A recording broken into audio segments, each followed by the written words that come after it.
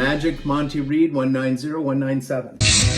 Army veteran Monty Reed is developing his own Heinlein-inspired power suit for civilian use.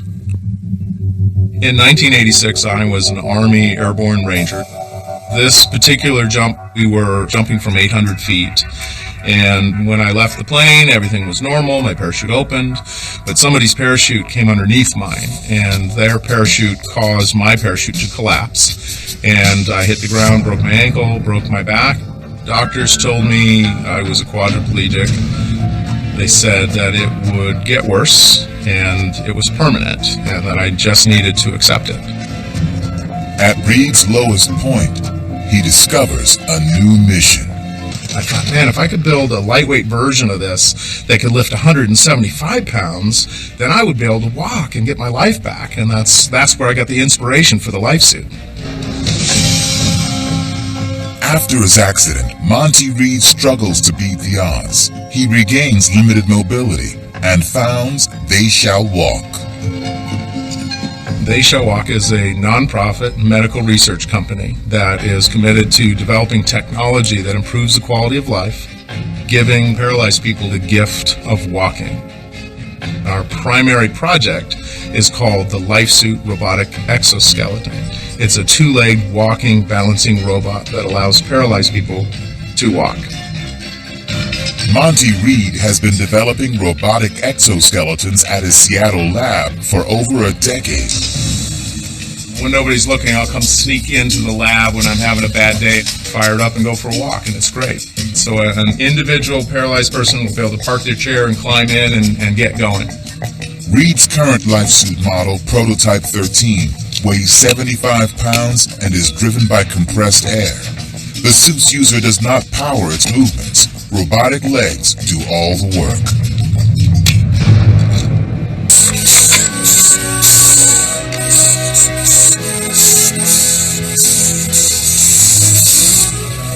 I have to say, when I'm in the life suit, I do feel superhuman.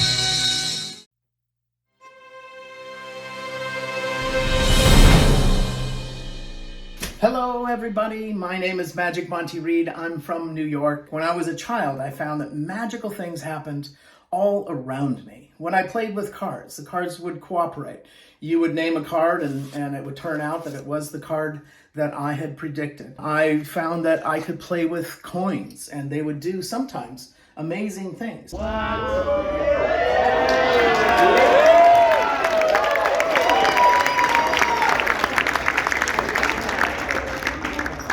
I could simply place a coin between two other coins in a balancing manner and then think about making it move using what's known as telekinesis.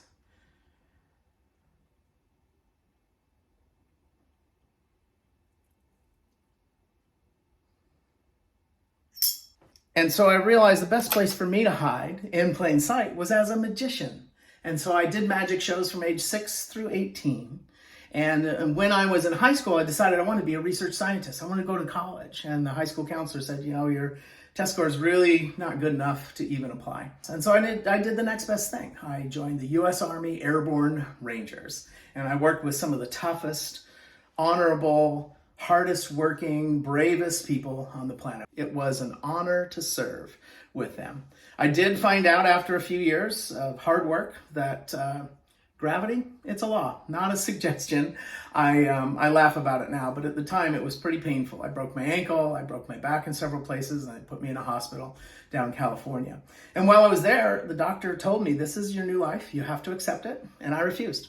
The doctor pleaded with me to accept it, and I just couldn't do it. I needed to get started and don't quit. And so I made a plan to learn to walk again. And they would only give me so much therapy, and I thought, you know, if I could build a hollow robot, I could get into it and it would stand me up and walk me around, and I would get my therapy and also mobility at the same time. And today there's over 3,000 paralyzed people that use powered exoskeletons, but at the time it was just an idea in my head. So today I want to recreate a piece of history, a little bit of history. I was working with the engineers and I was trying to explain to them how this thing was going to balance and how it was going to be controlled by the power of thought. And they're like, that's in science fiction. That's not real. You just can't do that. And I thought, brain-computer interface, if I can go from brain to a computer and to another brain, that maybe we can make it work. And the idea was to be able to hook up wires to my head and then make the robot move. And they said it just wasn't possible. However, with magic, telepathy, it works. And so today, what we're going to do is a demonstration of that telepathy. And imagine that you're all wired up with computers and wires, because in your brain is the most powerful computer on the planet. So for this experiment, we have our predicted result is in one of these bags, one of these gift bags, because I realize that my magic powers, our magic powers, the magic of the mind, is a gift. Terry, I would like you to randomly select one of these bags and bring it to Simon. Simon, as soon as you get that bag, go ahead and start to open it until you find a box of cards inside.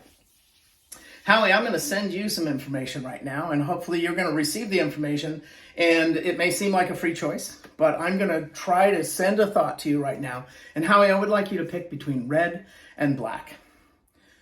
Red, excellent. Heidi, I would like you to pick diamonds or hearts. Diamond, excellent. Sophia, in the cards, there are face cards, which is the ace, king, queen, and jack, and there are number cards, 2 through 10. Please choose face card or number card. Excellent. Simon, she's chosen face card, so if you would please choose ace, king, queen, or jack. All right, now that box that you found inside that bag, randomly selected from one of these 5 bags, if you all have received the message from me, then you would have picked the one card, and what did you say it was? 10 of hearts? Okay. If you received, each of you, all 4 of you have received the correct information, you found that one card in this whole deck is turned the other direction. And the card you picked was the 10 of hearts. That is how the brain-computer interface project works. And because of the brain-computer interface technology that eventually was developed from that demonstration, there are children today who are completely paralyzed, and they'll be able to get into a life suit, and they will be able to simply think about it and get up out of their wheelchairs and play soccer. I'm Magic Monty Reed. I want to thank you. Good night. Now, as a bonus, if there's time, send a detailed message directly to Simon. I'll come to you, Simon. Is it okay if I touch your forehead? Excellent. Now I'm going to touch your forehead, and Simon, I'd like you to close your eyes. All right, now go ahead and put your fingers in your ears. Close your eyes. Put your fingers in your ears. Now open your eyes so that you can see that my mouth is not moving. Fingers in your ears, eyes open, watch my mouth. And at that point, Simon's eyes will get huge, and he will either ignore what he's just heard inside of his mind, or he will act. I'll say, don't say anything, but if you want to, take action. And what I plan on doing is sending into Simon's mind these words. Simon, if you can hear me, hit the golden buzzer. Simon, if you can hear me, if you're listening, if you can hear me, hit the golden buzzer. And Simon will either hit the golden buzzer, or he'll look at me like I'm some kind of wizard from Hogwarts, and he won't. But either way, it will be one of the greatest moments in television.